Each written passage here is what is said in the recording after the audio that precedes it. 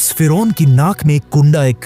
Hook डालकर उसके दिमाग को उसके नाक से ही बाहर खींच लेते थे, जिसके बाद उसके जिस्म से सारे ऑर्गन्स, लंग्स, जिगर, गुर्दे सब निकाल लिए जाते थे,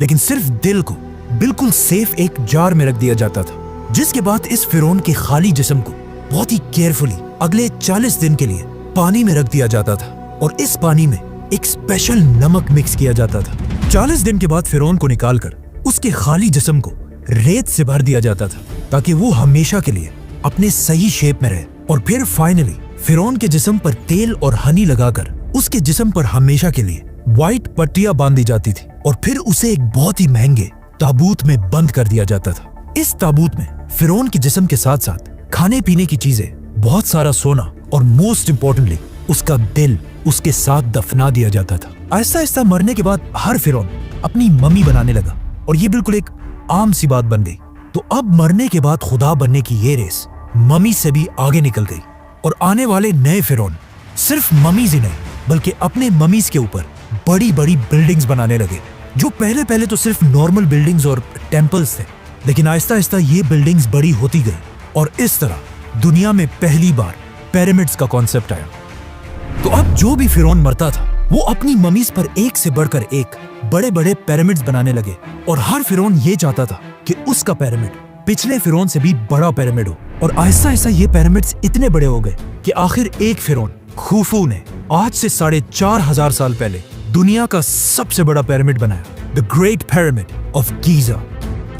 जब ये पिरामिड बनाया गया, ये उस जमाने में दुनिया की सबसे बड़ी बिल्डिंग थी, और अगले 3500 साल तक दुनिया की सबसे बड़ी बिल्डिंग का टाइटल इसी पिरामिड के पास था। लेकिन 3500 साल बाद आखिर इस पिरामिड का रिकॉर्ड लंदन के इस चर्च ने तोड़ दिया।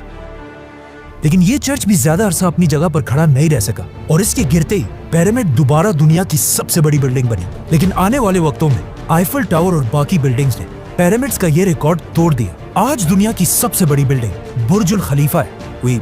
ऑल नो दैट, जिसकी हाइट तो सबसे ज्यादा है, लेकिन वजन के हिसाब से अगर 12 बुर्ज खलीफा को मिला लिया जाए तब भी ये एक पिरामिड ज्यादा भारी है। मतलब ये पिरामिड इतना बड़ा है कि इस पिरामिड के अंदर 2000 बड़ी बड़ी ट्रक्स आसानी से पार्क की जा सकती हैं। नाउ सारे फिरौन ये पिरामिड्स तो बना ही रहे थे, लेकिन इन पिरामिड्स को बनाते हुए उन्हें इस बात का पता नहीं चला कि इनको बनाने के लिए बहुत ज्यादा पैसा खर्च होता था। इसीलिए ये पिरामिड आज दुनिया का सबसे बड़ा पिरामिड है, और इस पिरामिड के बाद आने वाले पिरामिड्स का साइज आहिस्ता आहिस्ता छोटा होने लगा। और सिर्फ पिरामिड्स ही नहीं बल्कि इन पिरामिड्स की वजह से पूरी इजिप्ट की इकोनॉमी भी कमजोर होने लगी, और हजारों साल में पहली दफा ऐसा लग रहा था कि फाइनली इजिप्ट अपने सुपर पावर होने का टाइटल खो देगा। जैसे इजिप्ट की इकोनॉमी बहुत ही कमजोर हुई, ये एग्जैक्टली वही टाइम था जब मिस्र के बाजार में एक छोटा सा बच्चा गुलाम बनाकर बेचा जा रहा था। लेकिन ये बच्चा बाकी सारे बच्चों से बिल्कुल डिफरेंट था,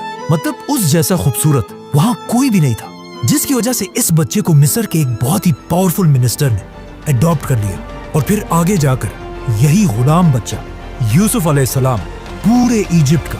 प्राइम मिनिस्टर बना। यूसुफ अलैहिस्सलाम ने बादशाह के साथ मिलकर इजिप्ट की पूरी इकोनॉमी को कंट्रोल किया, और वो इजिप्ट जो इससे पहले बिल्कुल टूटने वाला था, दोबारा उसे एक सुपर पावर बनाया। लेकिन उनकी वफात के बाद यूसुफ अलैहिस्सलाम और उनके भाइयों की औलाद बनी इसराइल यही इजिप्ट में रहने लगे, और कुछ ही अरसे में इजिप्ट के सबसे पावरफुल लोग बन गए। लेकिन जैसे ही बनी इसराइल अपनी ताकत की पीक तक पहुंचे, अचानक इजिप्ट में दो बड़ी ताकतों के दरमियान एक बहुत बड़ी जंग शुरू